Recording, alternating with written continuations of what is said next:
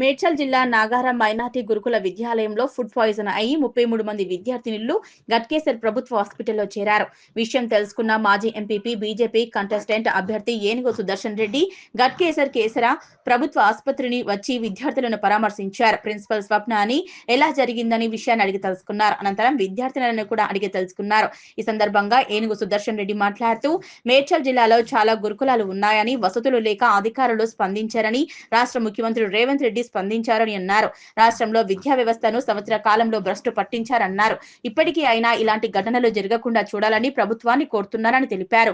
BJP party నుంచి ప్రజల కోసం నిరంతరం శ్రమిస్తున్నామన్నారు. స్థానిక కలెక్టర్ అయినా స్పందించాలని మొన్న కీసరలో ఈ రోజు గట్కేసర్లో గురుకుల విద్యాలయాల్లో ఇంత జరుగుతున్న జిల్లా స్థాయి అధికారులు రాకపోవడం చాలా బాధాకరమని తెలిపిన విషయం అన్నారు. మేడ్చల్ నియోజకవర్గంలో ఉన్న గురుకులాలు చాలా ఉన్నాయి. వసతులు లేక అధికారులు స్పందించలేరు. కాంగ్రెస్ ముఖ్యమంత్రి రేవంత్ రెడ్డి గారు కూడా స్పందించకపోవడం దురదృష్టకరం. ఇప్పటికైనా ఇలాంటి సంఘటనలు జరగకుండా చూడాలని ప్రభుత్వాన్ని డిమాండ్ చేస్తున్నాం. కానీ ప్రభుత్వం మాత్రం, కాంగ్రెస్ పార్టీ ముఖ్యమంత్రి రేవంత్ రెడ్డి గారు మాత్రం విద్యా వ్యవస్థని, వైద్య వ్యవస్థని రెండుని నాశనం చేసిండు ఈ సంవత్సర కాలంలో.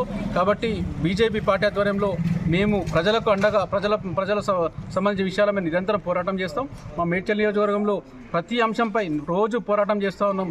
మీడియా ద్వారా చెప్తూ ఉన్నాం. మీరు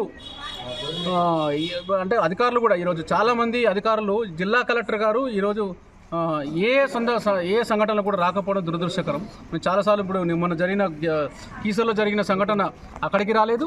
జిల్లా కలెక్టర్ గారు కానీ, సెక్రటరీ గారు కానీ, అధికారులు కూడా కొంతమంది నాయకులకు, కాంగ్రెస్ పార్టీకి తొత్తులుగా పనిచేస్తూ ఉన్నారు. వారిని మీ మీడియా ద్వారా చెప్తున్నాం, కనీసం మీరు ప్రజల కోసం పనిచేయాలి, ఒక వ్యక్తుల కోసమో పార్టీల కోసం పనిచేయొద్దని మీడియా ద్వారా తెలియజేస్తాం.